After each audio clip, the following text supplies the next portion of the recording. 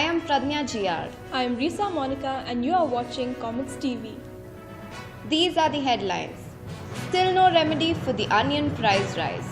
Paper recycling plant developed at a Bangalore school. Now, for the news in detail. Karnataka government proposed to provide storage facility to check the rising price of onion this festive season. But this has not put an end to the spiraling price. Akhila Damodaran finds out more. Onion is the mainstay of many staple Indian recipes. But the bad weather hampered the harvest, making the common man cry. The onion prices post-festive season seems to fluctuate between 50 and 70 rupees per kilo. ಗ್ರಾಹಕರಿಗೆ ತಗೊಳ್ಳೋದಕ್ಕೆ ತೊಂದರೆಯಾಗಿದೆ. Price rise is affecting the consumer. Now they buy half a kilo instead of one. Onions have got tears in the consumer's eye. The consumers are helpless as they cannot stop using onions despite price rise. It is affecting us, but there is no other way. I'm from Tamil Nadu, so we are using onion for everything, for vegetable fry, for sambar, for any curries we are using onion. So if it rises also, I'll use it. There is no other way.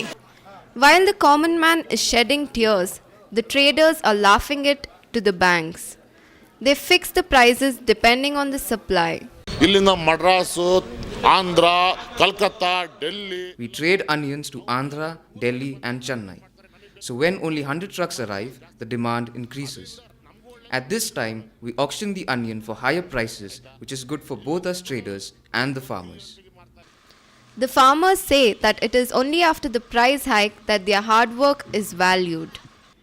However, Karnataka government claims to have implemented the storage facility for these onions to cut down the rates. See, especially for onion storage, there is no cold storage facilities for onion. We cannot store the onion in cold storage. So it should be stored in open air only. So there is a significant, not only significant, it is a unique storage structure for onion. But the farmers seem unaware of the storage facility provided for onions. The government has not provided us with any facilities. The government has not helped us in any way. In our district, Chitradurga, we grow onions in large quantity, but they have not implemented any storage facility. The Karnataka government says that the storage facilities for onions is being provided to cut down the price. But the farmers say that they are unaware of it and are not yet provided with these facilities. Until the gap between the government and the farmers is bridged, it will be the consumer who will continue to suffer the heavy price. With camera person Risa Monica, this is Akhila Damodaran reporting for Comets TV. Schools tend to consume paper in large amounts and no one knows where all the used and unused paper ends up going. Not unless your school has its own paper recycling plant like we found at Vidyashilp Academy, Bangalore. Natasha Rego finds out more. In recent years, environmental studies has become a compulsory subject in school. We teach our children to go green, support afforestation, and other cliché slogans related to protecting the environment. But can the children only learn from textbooks? The people at Vidyashilp Academy don't think so. Therefore, as one of their hands-on initiatives called Shilp Beyond, they have started the Vidyashilp paper recycling plant on campus. Since most of these obvious solutions are no more than slogans on a placard, we wanted something which will get a child to notice the difference between knowing what's in a textbook and the actual experience of doing it and acting out the solution. ನಾವು ದಿನಕ್ಕೆ ಒಂದು 600 paper ಮಾಡ್ತೇವೆ daily. ಬೆಳಗ್ಗೆ 8 ಗಂಟೆಯಿಂದ start ಮಾಡಿದ್ರೆ ಸಾಯಂಕಾಲ 5:00 stop ಮಾಡ್ತೇವೆ. Among other things, the paper is used as worksheets for the students and for the bi-monthly newsletter which is circulated to 1,700 students. And this is the first time we used it this year. In the month of March, this was the first edition which came with the whole edition came up with the recycled paper. And what do the students have to say about this? Why? And my school also, I think my school is really smart taking up the initiative, because this if people get to know about this plant can go like through the country and all around the world, and people will see if they can do it, why can't we? Everything from the students' worksheets to the newsletter, which runs into tens of thousands of pages every year, is made from this recycled paper. They even have enough paper left over to produce products which they sell for charity. So the future is looking good for Vidyashilp Academy, and one can only hope that other schools will take a leaf out of all this recycled paper and catch on. With camera person Soumya Iyer, this is Natasha Rego for Comets TV. Looks like schools these days are getting more and more involved with saving the environment. Well, that's all we have here today. Please stay tuned for our next show, Random Thoughts with Random People, hosted by Soumya Iyer. That's all we have for now. Thank you for joining us. Have a good night. Good night.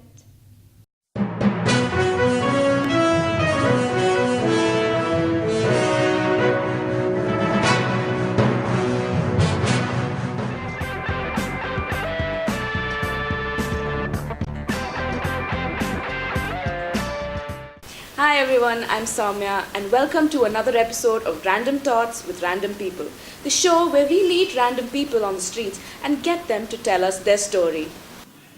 So the other day, I was at a Swaratma gig at a local pub and I saw an interesting young man sitting in the corner taking down notes.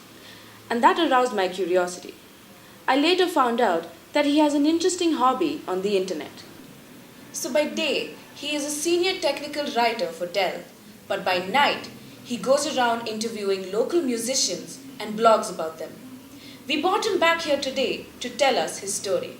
So folks, let's introduce Raj Kiran.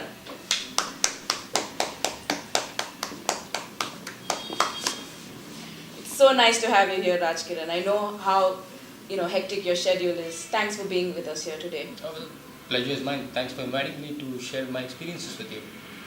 So tell me about this secret hobby of yours. Well, I usually go about interviewing a lot of local artists and musicians, finding about the kind of music that they make, the music they want to make, and their ideas about the current local scene. And I publish them on my blog, the Electric Rendezvous blog, for all my readers. So why do you do it? What's in it for you? It's mainly because of a passion for music that I had from a very early age. And I also want to explore the local the music scene, and I believe that there are a lot of hidden talent here, and by doing this I could probably expose the local musicians to a better platform. So since you're enthusiastic about music, are you a musician yourself? Yes, I aspire to be one. I in fact play a couple of instruments myself. I play the electric guitar, I play the piano, and a bit of the harmonica. Oh wow, you can actually start a one-piece band. Yeah, why not? It would be like Bob Dylan with the guitar and the harmonica. Yeah. So what's the music scene like now in Bangalore these days? It's a very thriving scene in the city right now. There are a lot of bands which are truly world class, and with the introduction of social media channels like your Facebook and YouTube, a lot of bands can now reach a wider audience. Plus also the musical instruments and equipment cost has significantly come down, and they're more readily accessible to the artists. And that combined with good musicianship and good skills are really taking them to a different level altogether. So tell me about some of the bands that you've written about. One of the first bands we interviewed was the Prakash Santaki group. He also plays with this band called Munaro, and he's an exceptional slide guitar player. Apart from that, we've interviewed a blues outfit from Bangalore, one of the oldest. It's called the Chronic Blues Circus. We interviewed an alternative rock band called Machinera. And in the future, we also intend to interview a couple more. We have Beversi, which is a heavy metal, stoner, doom metal band. So the genres don't matter at all? Not at all. Like I said, it's the sound and the kind of stage presence they command, and the skill of the musician that totally interests us. So the genre is totally irrelevant at one point. Right, so since there are so many bands out there, how does the band get your attention? I would say it's the most important thing is the sound for me.